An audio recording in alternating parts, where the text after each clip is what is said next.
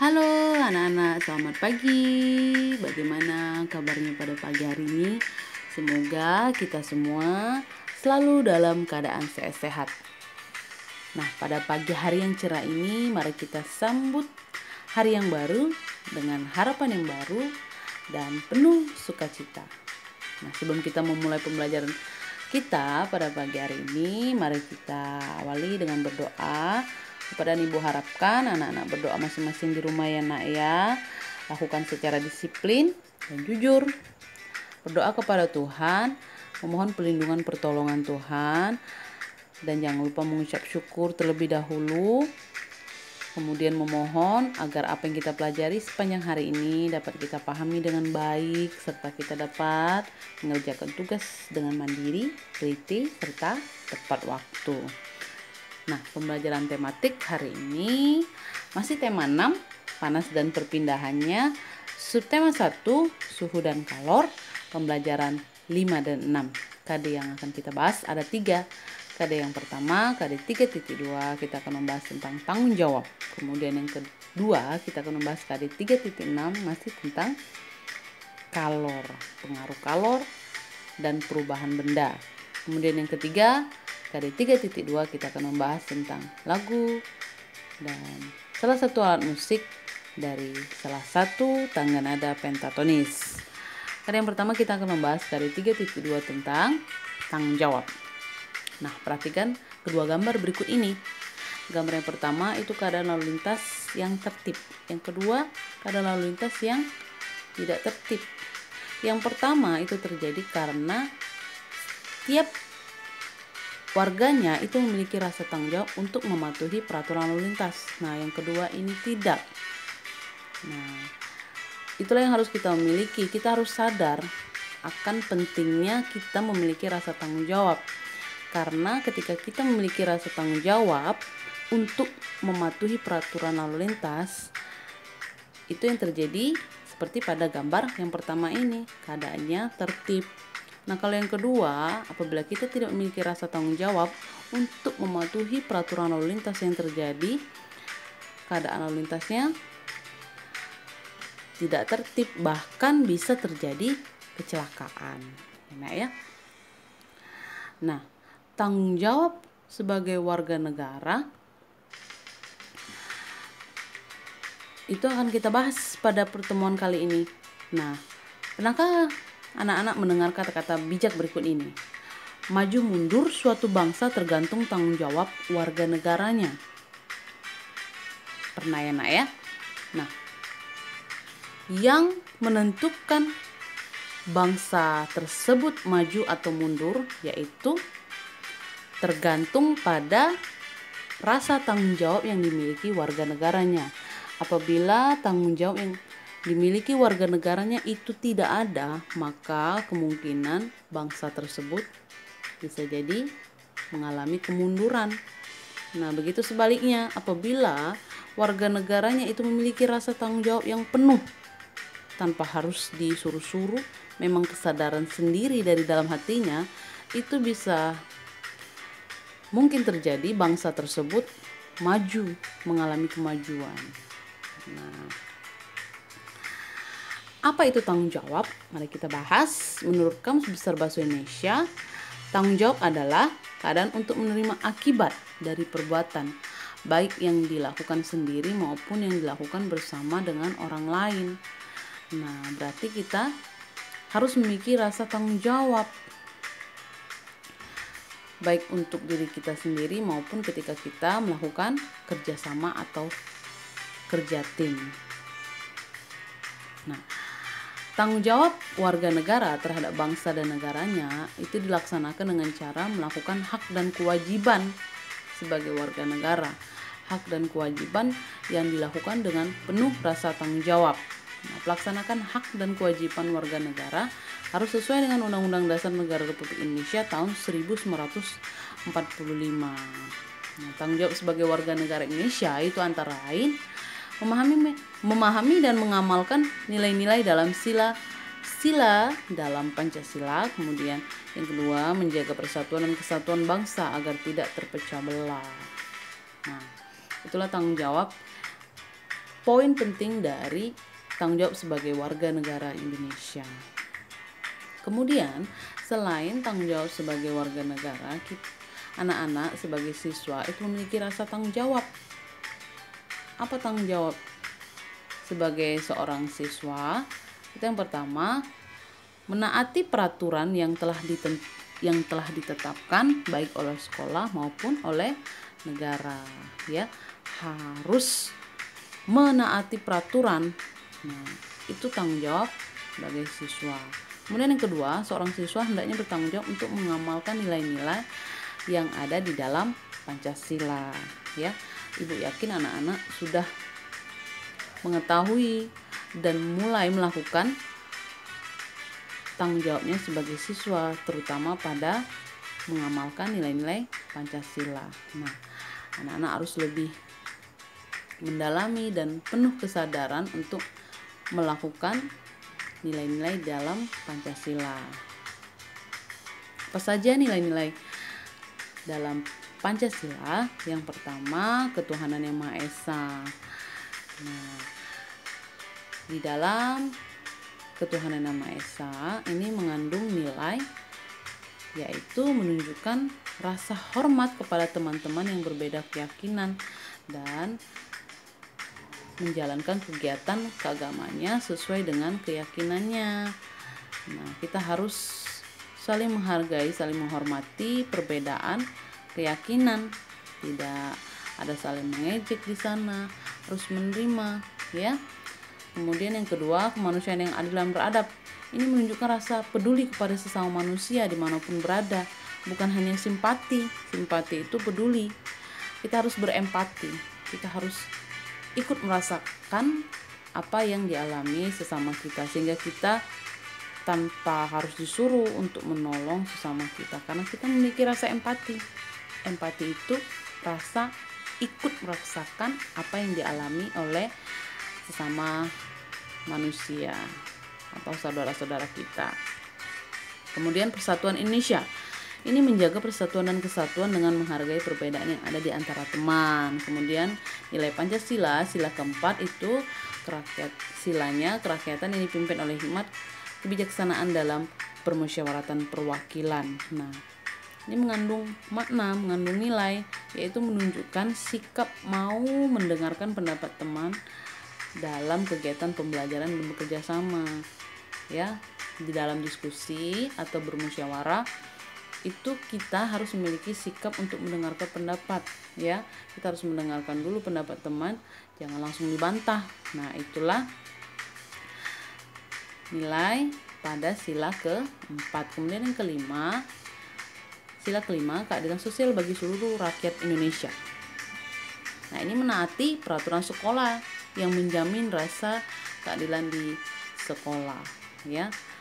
Itulah tadi nilai-nilai yang terkandung di dalam sila Pancasila. Nah, mari kita coba mengisi 5 soal berikut ini, ya. Yang pertama, jawabannya itu ada di paling atas, ya. Yang pertama, coba kita pilih apa jawabannya yang sesuai untuk soal nomor pertama. Maju mundurnya sebuah negara tergantung kepada titik-titik warga negaranya. Maju mundur sebuah negara tergantung kepada tanggung jawab warga negaranya. Kemudian nomor 2, setiap warga negara juga memiliki titik-titik dan kewajiban sesuai peran di dalam masyarakat. Apa ya jawabnya? Jawabnya adalah hak, ya. Setiap warga negara juga memiliki hak dan kewajiban sesuai perannya di dalam masyarakat. Soal nomor 3, setiap warga negara Indonesia mempunyai tanggung jawab untuk memahami dan mengamalkan nilai-nilai dalam apa? Dalam Pancasila sebagai dasar negara Republik Indonesia. Kemudian nomor 4, tanggung jawab untuk menghormati perbedaan keyakinan teman dan anggota masyarakat sesuai dengan pengamalan nilai Pancasila. Sila keberapa? Sila pertama.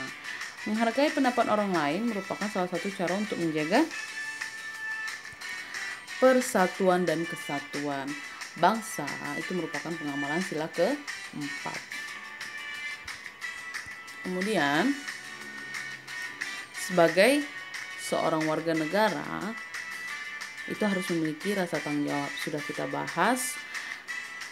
Dan kemudian Siti itu merupakan salah satu dari warga masyarakat, warga negara yang memiliki rasa tanggung jawab. Tanggung jawabnya di rumah, yaitu apa? Siti merasa memiliki rasa tanggung jawab untuk membantu orang tuanya. Nah, itulah yang dilakukan oleh Siti. Setelah melakukan sholat, Siti itu menghampiri ibunya yang sedang menyalakan kompor. Siti melihat ibu sedang memasak air pada dua panci yang berbeda. Panci yang pertama berukuran lebih besar, yang berisi air setengah penuh. Kemudian air di panci pertama akan digunakan ibu untuk merebus sayur. Panci kedua itu berukuran lebih besar, berisi air yang hampir penuh. Panci kedua akan digunakan ibu untuk membuat teh. Siti menduga-duga air dalam panci manakah yang akan mendidih lebih cepat. Nah, dari pengamatan yang dilakukan oleh Siti, manakah panci yang lebih cepat mendidih? Panci A atau panci B? Ya, panci B ya yang lebih cepat mendidih. Karena apa? Karena panci yang B itu memiliki ukuran yang lebih kecil dari panci yang A. Lebih cepat mendidih dibandingkan dengan panci yang A, karena ukuran pancinya itu lebih besar sehingga volume airnya pun lebih banyak dibanding dengan panci B.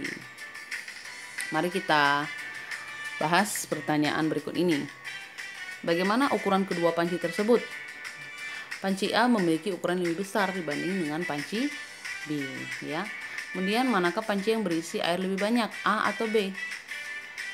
Panci A ya yang berisi air lebih banyak. Kemudian jika kedua panci berisi air, panci manakah yang akan memerlukan waktu lebih banyak untuk mendidihkan air yang ada di dalamnya?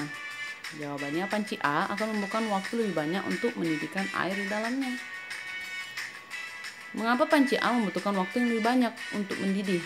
Karena panci A itu memiliki air lebih banyak, sedangkan energi panas yang diberikan dari kompor pada panci A itu sama dengan energi panas yang diberikan dari kompor pada panci B yang memiliki air lebih sedikit. Jadi apinya sama, tapi pancinya yang berbeda. Panci yang A-nya besar, panci yang B-nya kecil, sehingga jelas yang paling lama mendidih yaitu panci yang berukuran besar, kecuali apinya berbeda. Baru bisa kita lihat, bisa jadi sama-sama cepat mendidih, tapi karena apinya sama-sama sedang ukurannya, tapi pancinya yang berbeda, itulah yang menyebabkan perbedaan antara panci A dan panci B. Kemudian, bagaimana hubungan antara energi panas yang dibutuhkan untuk mendidih air di dalam panci dengan suhu air di dalamnya? Nah, hubungannya adalah semakin besar energi panas yang digunakan untuk mendidihkan air di dalam panci, maka suhu air di dalamnya semakin tinggi yang menyebabkan air tersebut cepat mendidih. Ya, semakin besar api yang digunakan untuk memasak air di dalam panci, maka semakin tinggi atau semakin cepat air yang ada di dalam panci itu mendidih. Ya, anak-anak pastinya sudah paham ya, ketika kita besarkan api dalam kompor, pasti air yang kita masak dalam panci akan semakin cepat pula mendidih. Nah, itulah hubungannya ya nak ya. Kemudian apakah kesimpulan yang dapat kita ambil dari kegiatan tersebut? Nah, pada peristiwa mendidihnya air itu menunjukkan peningkatan pada air sampai mencapai 100 derajat Celcius. Nah, hal ini berarti kegiatan yang berbeda itu memerlukan energi panas yang berbeda juga. Paham anak-anak sampai sini? Kemudian mari kita bahas Manakah yang membutuhkan energi panas lebih banyak? Mengeringkan pakaian yang sangat basah atau mengeringkan pakaian yang setengah basah? Ya, mengeringkan pakaian yang sangat basah. Kemudian yang kedua, manakah yang membutuhkan energi panas lebih banyak? Mengeringkan sapu tangan basah dari kain yang tipis atau mengeringkan handuk mandi basah yang tebal? Jawabannya mengeringkan handuk basah yang tebal. Kemudian mengeringkan rambut panjang sehabis keramas atau mengeringkan rambut pendek setelah keramas? Mana yang lebih banyak kita membutuhkan energi panas? Ya, mengeringkan rambut panjang sehabis keramas. Kemudian ternyata Lani itu menyadari bahwa kegiatan yang berbeda itu memerlukan energi yang berbeda juga. Nah, kemudian Dayu menjawab, pada peristiwa mendidihnya air itu menunjukkan suhu air sampai 100 derajat Celcius. Apakah yang sebenarnya terjadi? Dayu bertanya kepada Lani. Wah, aku juga penasaran, kata Lani. Apakah semakin tinggi suhunya, benda akan semakin panas? Lalu apa yang sebenarnya terjadi pada benda yang meningkat suhunya? Apakah kita bisa melihat pengaruhnya pada kehidupan sehari-hari? Yuk kita cari tahu, kata si Dayu. Lani dan Dayu pun mencari tahu, dan anak-anak kelas 5B pun, 5A dan 5B pun mencari tahu apakah yang terjadi. Apakah semakin tinggi suhunya maka benda tersebut semakin panas, ataukah sebaliknya? Mari kita cari tahu. Perubahan benda akibat perubahan suhu. Nah, suhu itu menunjukkan derajat panas suatu benda. Suhu itu menunjukkan derajat panas suatu benda. Ya, semakin tinggi suhu benda, maka semakin panas benda tersebut. Suhu menunjukkan energi yang dimiliki oleh suatu benda. Ya, suhu itu satuan dari energi yang dimiliki oleh suatu benda. Jadi semakin tinggi suhunya, maka semakin panas pula benda tersebut. Nah, energi panas dapat mengubah benda. Benda tersebut bisa disebut dengan pemuaian dan bisa disebut dengan penyusutan. Nah, apa itu pemuaian dan apa itu penyusutan? Mari kita bahas. Pemuaian itu adalah perubahan suatu benda yang dapat menjadi bertambah panjang, bertambah lebar, luas, atau berubah volumenya karena terkena kalor atau panas. Nah, penyusutan ini perubahan suatu benda yang menjadi berkurang panjangnya, lebarnya, dan luasnya karena terkena suhu dingin. Nah, ingat ya, memuai ini bertambah karena panas. Kalau menyusut berkurang karena terkena dingin, suhu yang dingin, ya. Pemuaian itu bertambah karena panas, penyusutan itu berkurang karena dingin. Kemudian contoh pemuaian dan penyusutan, ya. Di sana anak jelaskan. Poin yang pertama, contohnya pemasangan kaca jendela.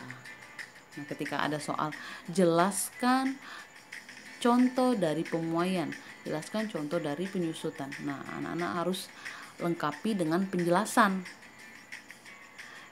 Misalnya yang pertama, pemasangan kaca jendela.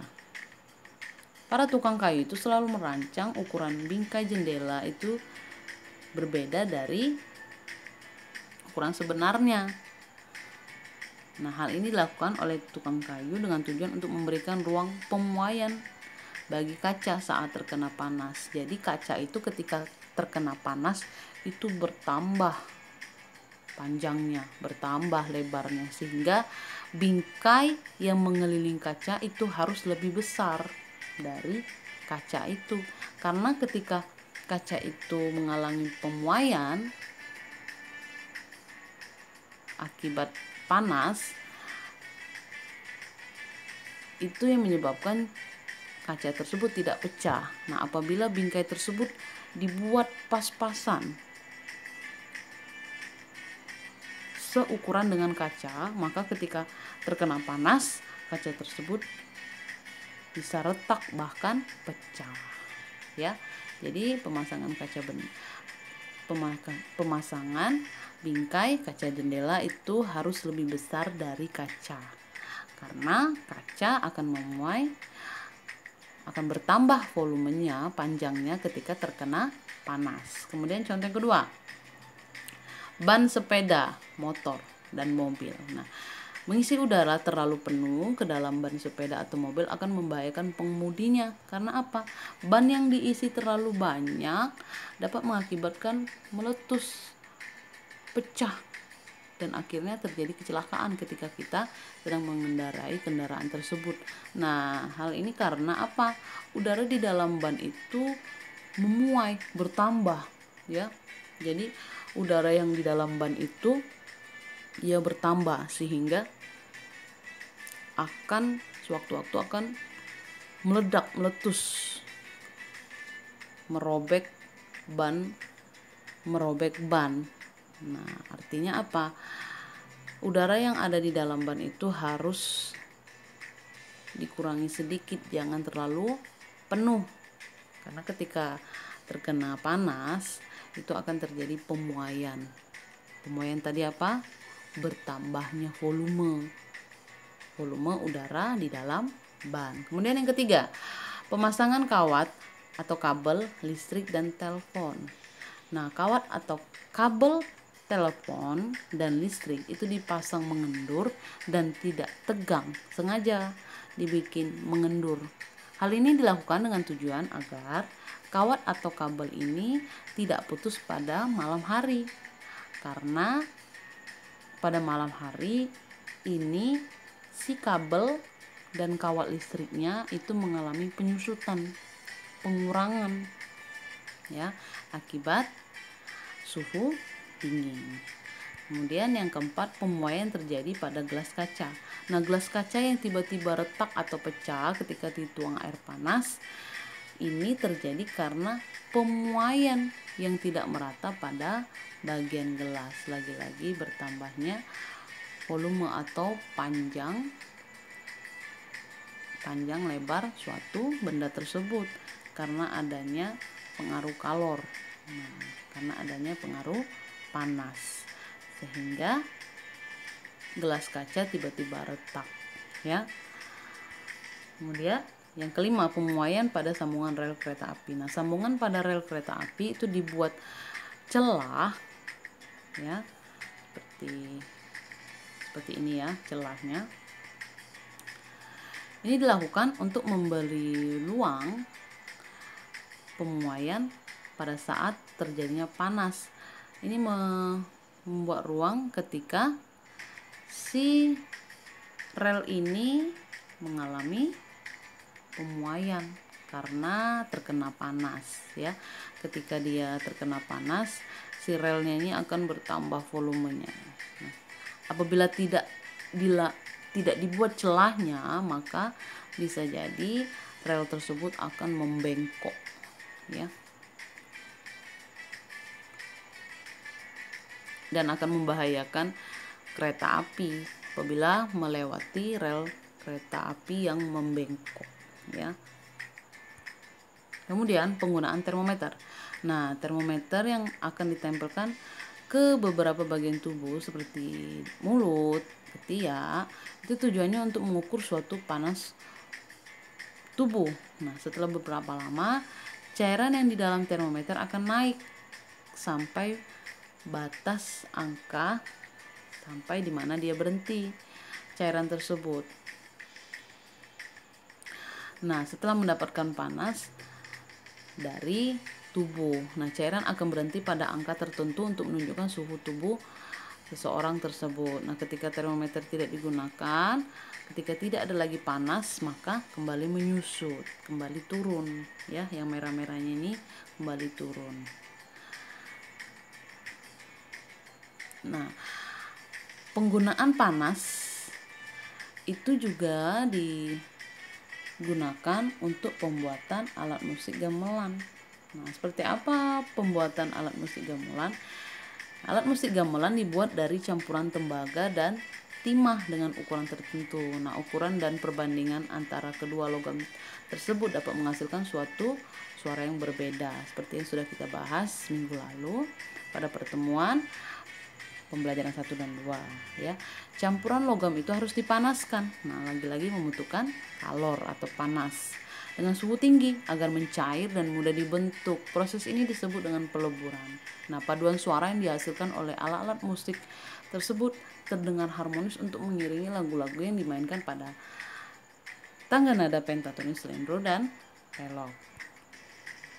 Nah, gamelan adalah salah satu alat musik yang digunakan untuk mengiringi lagu-lagu pada tangga nada pentatonis.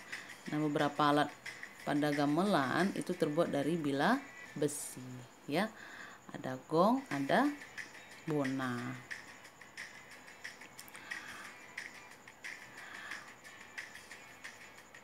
Lagu Cincang Keling ini merupakan salah satu dari tangga nada pentatonis ya. Pentatonis apa? Pentatonis slendro. Nah, lagunya itu bisa Nana lebih lanjut lagi lihat di YouTube, diketik aja, tapi jangan ketik yang lain ya nak ya. Nadanya itu cincang keling gitu ya nak ya. Na na na na na na na na na na na na na na na na na na na gitu. Nah, ini lagu Cincang Keling berasal dari Jawa Barat. Tangga nadanya yaitu tangga nada pentatonis slendro. Nah, kesan yang didapat pada saat mendengarkan lagu ini kita gembira ya, karena nadanya mengembirakan.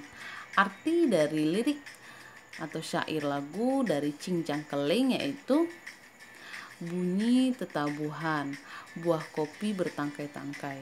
Biarkan itu milikku, jangan sering diganggu. Ingatlah manusia, hati harus selalu tenang agar mendapatkan dunia yang penuh rahmat. Jangan sampai ketinggalan walau masih jauh.